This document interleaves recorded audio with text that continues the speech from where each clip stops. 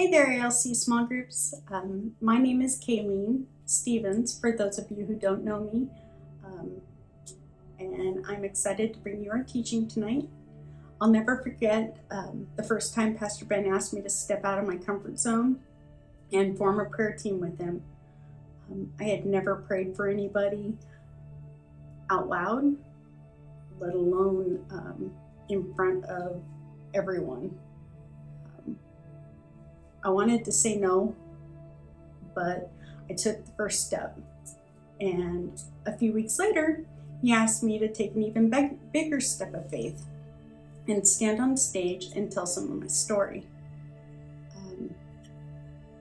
I got up there and I was shaking like a leaf on a tree. I couldn't believe I was doing it. But I did it. And every time I'm asked to step out of my comfort zone and I say a quick prayer, and many times I have heard the Lord tell me, you don't grow in your comfort zone, just trust and obey, and He'll guide the way. And so today we are going to talk about 3 fundamental ways to pummel that enormous giant. In 1 Samuel 17:32 through 48, I'm reading the easy to read version. David said to King Saul, "We should not be afraid of this Philistine. I am your servant. I am ready to go and fight against him." Saul replied, "You could not fight against this strong Philistine. You are only a boy. He has been a brave soldier since he was a young man." But David said to Saul, "Sir, I have been a shepherd who takes care of his father's sheep. Sometimes a lion or a bear would come to take a lamb from among the sheep. Then I would chase after the lion or the bear, and I'd knock it down, and I would save the lamb from its mouth. If the wild animal turned to attack me, I would take a hold of its neck. Then I would hit it and kill it. I have killed lions and bears like that. I will do the same to this unclean Philistine. He has insulted the army of God who lives forever. The Lord has kept me safe from lions and bears. He will also save me from the power of this Philistine soldier." So Saul said to David, "Then do it. I pray that the Lord will help you." Saul took his own clothes and armor and he put them on David. He put his bronze helmet on David's head. David tied Saul's sword on top of the armor. Then he tried to walk, but he had not worn heavy armor like that before. So David said to Saul, "I cannot wear all this armor to fight. I have not used armor before." So David took it all off. Instead, David picked up his shepherd's stick. He picked up 5 round stones from the stream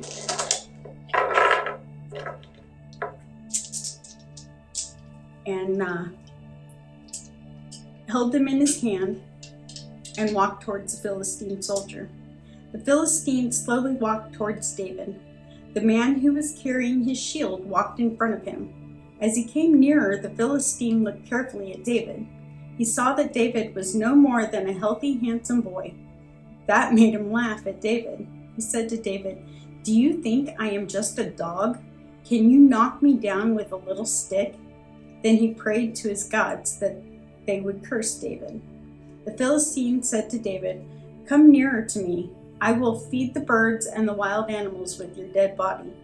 David said to him, "You have come to fight against me with a sword and a knife and a spear, but I come to fight against you with the authority of the Lord Almighty.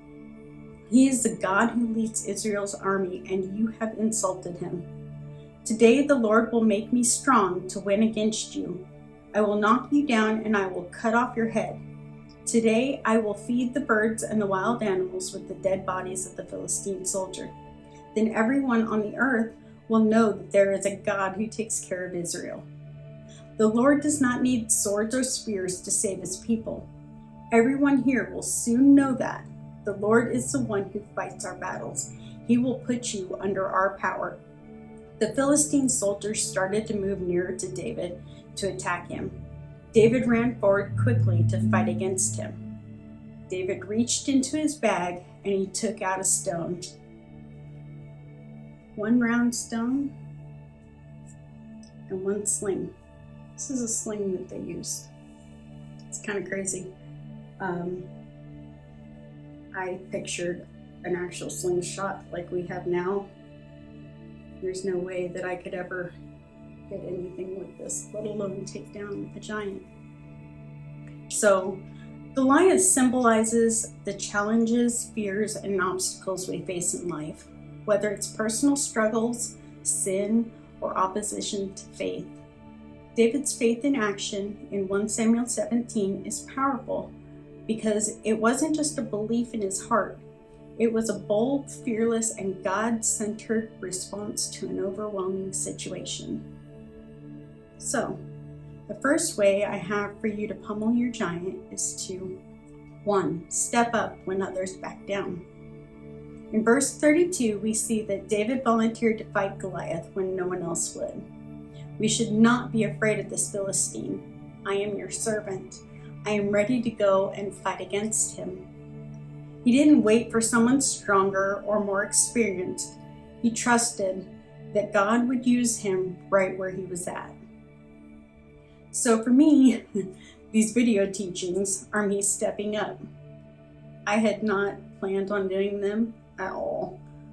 I was only attending the in-depth Bible study to learn more about the Bible and support my husband in his video teachings. But Pastor Kinsey needed another teacher, and there weren't any more available at that time. So I took another step of faith and I volunteered.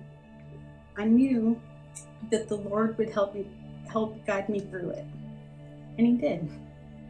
Faith in action means saying yes to God's call, even when you feel unqualified or afraid. And that leads me to my next point. Number 2, speak confidence, not in fear. In verse 45 through 47, David boldly told Goliath what was about to happen before it happened. Today the Lord will make me strong to win against you. He spoke God's truth in the face of the enemy, not because he was strong, but because he believed God was. So, when Chad and I first started going to church, we were standing in the lobby and we were people watching. And I said to him, I want to be one of those power couples one day. And he got so upset at me. He took it one way, I meant it another.